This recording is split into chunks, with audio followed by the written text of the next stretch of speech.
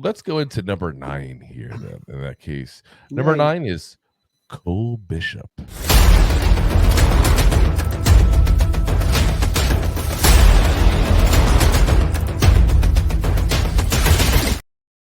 Wasn't that polite of him to wave at us like that? That was very nice. It was so nice of him. What a nice. Very courteous. He is from Utah. Utah people are considered usually very nice people. Again, out of Utah, 6'2", 207 pounds. Now, they did not list an age for Cole. He's one of those guys. He joined Utah in 21, so obviously we can assume he was probably 18 at that point there, which means he'd be born in 23, which means he'd be 21 right now. 23, I mean, 03, so he'd be 21 right now. In 2022, he had 14 games, 83 tackles, 6 tackles for loss, 1.5 sacks, 1 interception, 3 passes defended, and 1 fumble recovery. This past year, 11 games, 60 tackles, 6.5 tackles for loss, 3 sacks, 2 interceptions, 4 passes defended, 2 forced fumbles, and 1 fumble recovery there. A 65.6 PFF grade. Are you there, Rob? There you are. I am. I'm trying to figure out my camera. Yeah. As far as the snaps by position here, so 38 snaps at the line, 97 at the slot, 25 at the corner position, 180 at the box, and 247 at the deep.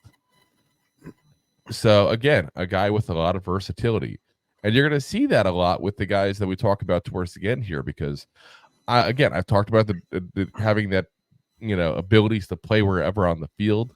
That's key when you're getting one of the latter guys at this point here that's going to go in one of the mid to late rounds, because they're going to have to probably be a backup to start off their career and earn a potential spot to start later on there. So pros on him: recognizes plays very well. He's very reactive, always moving, and he's a good hitter. This is why they like to put him at the deep safety position there a lot in Utah. As far as the cons, he lacks INTs. Again, we talked about the last 2 years. He had 3 interceptions. If you're playing the box, obviously you're playing the deep safety position as your primary position, you expect more than 3 interceptions. Say, hope for in college. Yeah. You want at least 6 at that point, really. As far as, the other issues there, he runs into blocks when on the line, and that's an issue. So you put him on the line for 2 reasons. One, to be an extra pass rusher, which, again, he had 4.5 sacks the last 2 years. So he proved he can rush the passer. That's not horrible from a safety position. But you also put him on the line at that point to stack the box when there's an obvious running play. But if you're running into a block, you're not doing much good. You're just canceling yourself out basically with whoever you ran into. That's not being helpful.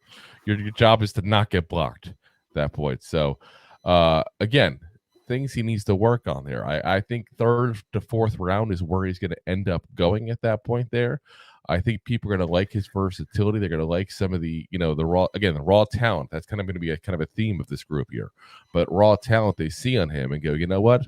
This is a guy I can develop, and this is a guy that at the very least is going to start off the bat as somebody that I can take off the bench and put anywhere basically on the field in that secondary that we need some help at that time. So, I think a good guy to get overall for that kind of job there. Just don't expect too much of him in the very beginning because he needs work.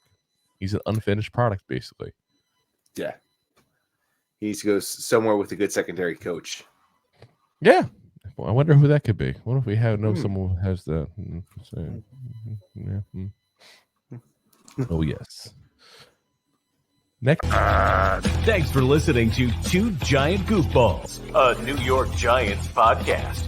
We appreciate your support. Thanks so much.